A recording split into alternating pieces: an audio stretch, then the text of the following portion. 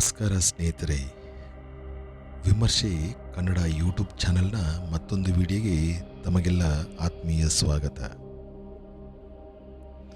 ಕರ್ನಾಟಕ ಇತಿಹಾಸದಲ್ಲಿ ಬಾದಾಮಿ ಚಾಲುಕ್ಯ ವಂಶದ ದೊರೆ ಇಮ್ಮಡಿ ಪುಲಕೇಶಿಯ ಬಗ್ಗೆ ಯಾರಿಗೆ ತಿಳಿದಿಲ್ಲ.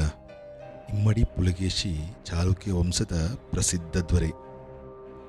ಇವನು ಕ್ರಿಸ್ತಶಕ 610ರಿಂದ 642ರವರೆಗೆ ರಾಜ್ಯವನ್ನಾಳಿದ. ಇವನ ಕಾಲದಲ್ಲಿ ಬಾದಾಮಿ ಚಾಲುಕ್ಯರ ಸಾಮ್ರಾಜ್ಯವು ದಕ್ಕನ್ ಪ್ರಸ್ಥಭೂಮಿಯ ಹೆಚ್ಚಿನ ಪ್ರದೇಶವನ್ನು ಆವರಿಸಿತ್ತು. ಬಾದಾಮಿಯ ಚಾಲುಕ್ಯರೆಂದು ಪ್ರಸಿದ್ಧರಾದ ಈ ವಂಶಸ್ಥರು ಸುಮಾರು 200 ವರ್ಷಗಳ ಕಾಲ ತಮ್ಮ ರಾಜ್ಯಭಾರವನ್ನು ಮಾಡಿದರು. ಇವರು ಮೂಲತಃ ಬನವಾಸಿಯಿಂದ ಬಂದ ಕನ್ನಡದ ಜನಾಂಗದವರು. ಮುಂದೆ ಇವರು ಜೈನ ಸಂಪ್ರದಾಯವನ್ನು ಪಾಲಿಸಿದರು. ತನ್ನ ಪಟ್ಟಾಭಿಷೇಕವಾದ ಮೇಲೆ ಹೆಸರು ಇಮ್ಮಡಿ ಪುಲಕೇಶಿ ಎಂದು ಬದಲಾಯಿಸಿಕೊಂಡ. ಪುಲಕೇಶಿ ಚಾಲುಕ್ಯ ರಾಜ ಮೊದಲನೆಯ ಕೀರ್ತಿವರ್ಮನ ಮಗ. ಕೀರ್ತಿವರ್ಮನು ಕ್ರಿಸ್ತಶಕ 597ರಲ್ಲಿ ನಿಧನನಾದಾಗ ಪುಲಕೇಶಿ ಚಿಕ್ಕ ಬಾಲಕ. ಕೀರ್ತಿವರ್ಮನ ಸೋದರ ಮಂಗಳೇಶನು ಪುಲಕೇಶಿ ವಯಸ್ಕನಾಗುವವರೆಗೆ ರಾಜಪ್ರತಿನಿಧಿಯಾಗಿ ರಾಜ್ಯದ ಆಡಳಿತವನ್ನು ವಹಿಸಿಕೊಂಡನು. ಮಂಗಳೇಶನು ಸಮರ್ಥ ಆಡಳಿತಗಾರನಾಗಿದ್ದು ರಾಜ್ಯವನ್ನು ವಿಸ್ತರಿಸುವುದನ್ನು ಮುಂದುವರಿಸಿದನು. ಪುಲಕೇಶಿ ವಯಸ್ಸಿಗೆ ಬಂದಾಗ ಅಧಿಕಾರದ ಆಸೆಗೆ ಮಂಗಳೇಶನು ಚಾಲುಕ್ಯ ಸಿಂಹಾಸನವನ್ನು ನಿರಾಕರಿಸಿ ತನ್ನ ಮಗನನ್ನು ಉತ್ತರಾಧಿಕಾರಿಯನ್ನಾಗಿ ಮಾಡಲು ಪ್ರಯತ್ನಿಸಿದ. ಪುಲಕೇಶಿಯು ಬನಾ ಪ್ರದೇಶ, ಈಗಿನ ಕೋಲಾರದಲ್ಲಿ ಆಶ್ರಯ ಪಡೆದು ತನ್ನ ಸಹಚರರ ಸಹಾಯದಿಂದ ಸೈನ್ಯವನ್ನು ಸಂಘಟಿಸಿ ಚಿಕ್ಕಪ್ಪನ ಮೇಲೆ ಯುದ್ಧ ಸಾರಿದನು. ಮಂಗಳೇಶ ಯುದ್ಧದಲ್ಲಿ ಪರಾಭವಗೊಂಡು ಮೃತಪಟ್ಟ. ನಂತರ ಪುಲಕೇಶಿಯು ಇಮ್ಮಡಿ ಪುಲಕೇಶಿ ಎಂದು ಚಾಲುಕ್ಯ ಸಿಂಹಾಸನವನ್ನೇರಿ ಚಾಲುಕ್ಯ ಪರಮೇಶ್ವರ ಎಂಬ ಬಿರುದನ್ನು ಧರಿಸಿದನು. ರಾಜ್ಯಾಭಿಷೇಕದ ಬಳಿಕ ಪುಲಕೇಶಿ ಹಲವಾರು ಸಮಸ್ಯೆಗಳನ್ನು ಎದುರಿಸಬೇಕಾಯಿತು.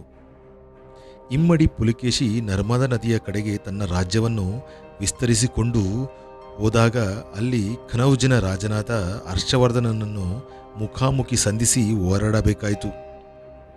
ಹರ್ಷವರ್ಧನನಿಗೆ ಉತ್ತರ ಪತೇಶ್ವರನೆಂಬ ಬಿರುದು ಇತ್ತು.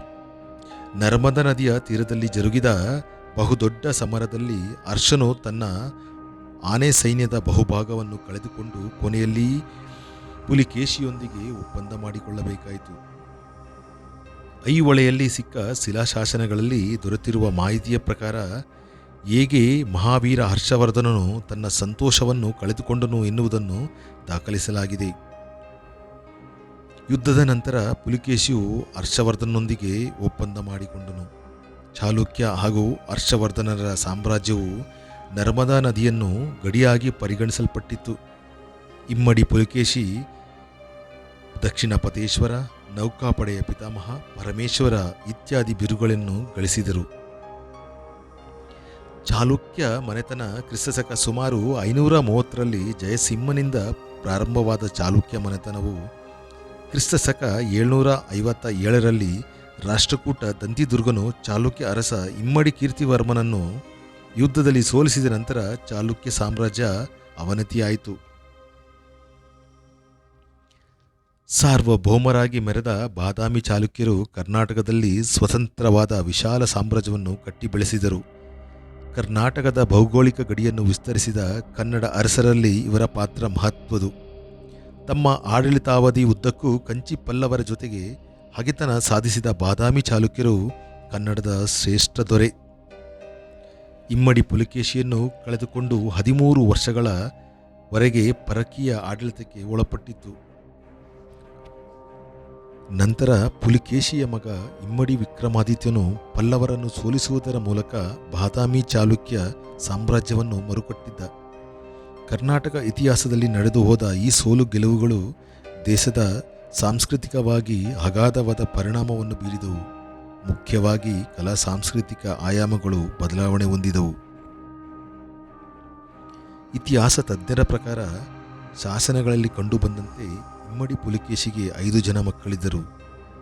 ಚಂದ್ರಾದಿತ್ಯ, ಆದಿತ್ಯವರ್ಮ, ವಿಕ್ರಮಾದಿತ್ಯ, ಜಯಸಿಂಹ ಮತ್ತು ಅಂಬರ. ಈ ಐವರ ಬಗ್ಗೆ ಇನ್ನೂ ಹೆಚ್ಚಿನ ವಿವರಗಳು ಇನ್ನೂ ತಿಳಿದು ಬಂದಿಲ್ಲ. ಗಂಗವಂಶದ ಅರಸ ದುರ್ವಿನೀತ ತನ್ನ ಒಬ್ಬಳು ಮಗಳನ್ನು ಇಮ್ಮಡಿ ಪುಲಕೇಶಿಗೆ ಕೊಟ್ಟು ವಿವಾಹ ಮಾಡಿದನು ಎಂದು ಕೆಲವು ಶಾಸನಗಳಲ್ಲಿ ದಾಖಲಾಗಿದೆ. ಆಕೆಯ ಮಗನೇ 1ನೇ ವಿಕ್ರಮಾದಿತ್ಯ ಎಂದು ಇತಿಹಾಸ ತಜ್ಞರ ಅಭಿಪ್ರಾಯ. ಪುಲಕೇಶಿಯ ಮರಣಾನಂತರ ಮಕ್ಕಳು ಅಧಿಕಾರಕ್ಕಾಗಿ ಪರಸ್ಪರ ಹೊಡೆದಾಡಿ ರಾಜ್ಯವನ್ನು ಚಿಕ್ಕ ಚಿಕ್ಕ ಪ್ರಾಂತ್ಯಗಳಾಗಿ ವಿಂಗಡಿಸಿ ಆಡಳಿತ ಪ್ರಾರಂಭಿಸಿದರು.